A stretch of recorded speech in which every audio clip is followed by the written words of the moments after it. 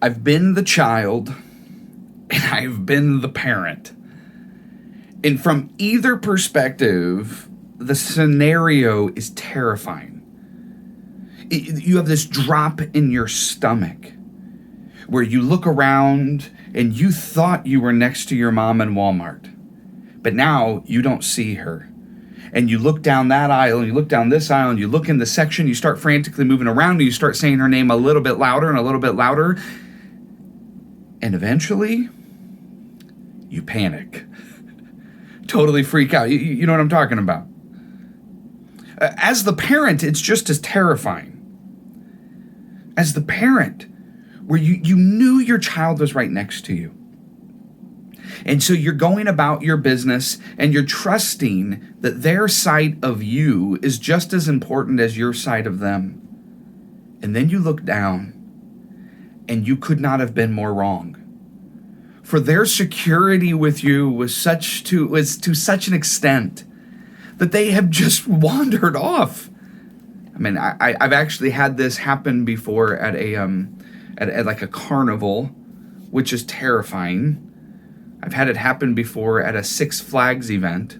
This is both me as a parent and as a child. I've had it happen in a department store, and every time it happens, the panic is intense. I don't know about you, but there's sometimes in my life, in my Christian walk, I feel the same way about God. And frankly, both perspectives make sense. Although typically I envision the perspective from the child. I envision it from their eyes, where I'm looking around and I thought my God was near, but he moved, he didn't tell me, and now I can't find him. But today I was reading in Luke chapter 2, and I was challenged by the other perspective, the parent's perspective. Luke chapter 2, I actually really enjoy reading and rereading Luke's early part of Luke's gospel because it presents us Jesus as a child. And it's so easy, especially if you read Mark's gospel, which just skips the birth narrative altogether and jumps right in. And if you read Luke or John's gospel, where it just seems like it's just immediately Jesus is divine. Matthew's gospel, we have a little bit of talk about his birth, but we don't really get to see Jesus as a child. And there's something about envisioning Jesus at every age stage that brings me solace, that he truly knows everything I have gone through, that he truly knows everything that I've struggled with, and yet he was without sin. But Luke chapter 2, verse 41 is where I want to pick it up.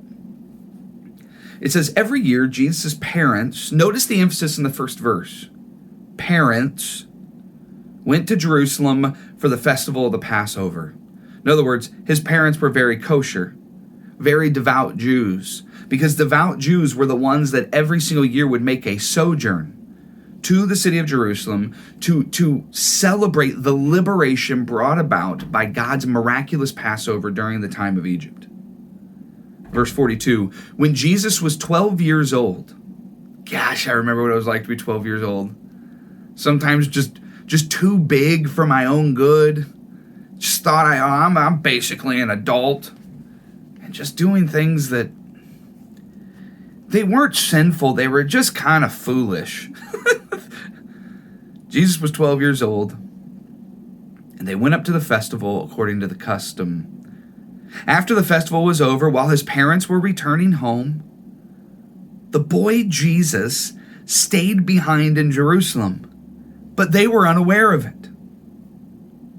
Thinking he was in their company, they traveled on for a day. You see, the sojourn was so long that you usually wouldn't do the trek on your own. No, typically what you would do is you would travel with your community. Because in the ancient world, the community is where you had your identity. The community is where you derived your honor and your shame. The community was your existence. And to entrust your community with your 12-year-old son is not atypical, it's honorable. It's expected. Thinking Jesus was in their company, their community, they traveled on for a full day. Then, when nightfall came, it was one of those like, okay, I haven't seen Jesus all day. Like, where is he? Who's he with? Then they began looking for him among their relatives, and they could not find him. And began looking for him among their friends, and they could not find him. Verse 45, when they did not find him, they went back to Jerusalem to look for him. That's called a classic scriptural understatement. They sprinted back to Jerusalem. They frantically, nerve-wrackingly ran back to Jerusalem. I mean, it was just earlier in the chapter that we have an angel that is crying out to Joseph and Mary, and the heavenly hosts are praising God, saying, glory to God in the highest heaven, and on earth peace to those on whom his favor rests. Why? Because the child, the Christ child, is now born through your womb, and you lost him? That's terrifying. That emotion. A good buddy of mine this morning texted me, and he was overwhelmed. He honestly is one of the greatest evangelists I've ever met, has one of the most amazing hearts that genuinely I know. And he's like, I know I do this from time to time, but he's like, I'm overwhelmed. It's like, my wife is 3 months pregnant. I just got, COVID not too long ago, and I'm worried that we're going to have a miscarriage. I'm worried I'm going to lose my job. I'm worried. And then he said this, that no matter what I do, God will send me to hell. And I immediately thought, God's unearthing something in his heart today, and it's huge. Here's the question I want to leave you with today. With my friend's text and with the text of Jesus and his parents, what would the Lord need to do to grab your attention where you will seek him in the pain and in the pleasure with the intensity of a parent looking for their child who was just with them in Walmart? Frantically, doing anything, any amount of money, any amount of time, any amount of vulnerability, any amount of shame, any amount of sacrifice, just to find him. Sometimes I don't believe that Christians struggle with doubt. I believe that they struggle with knowing how to be the parent in the pursuit, looking for the one who typically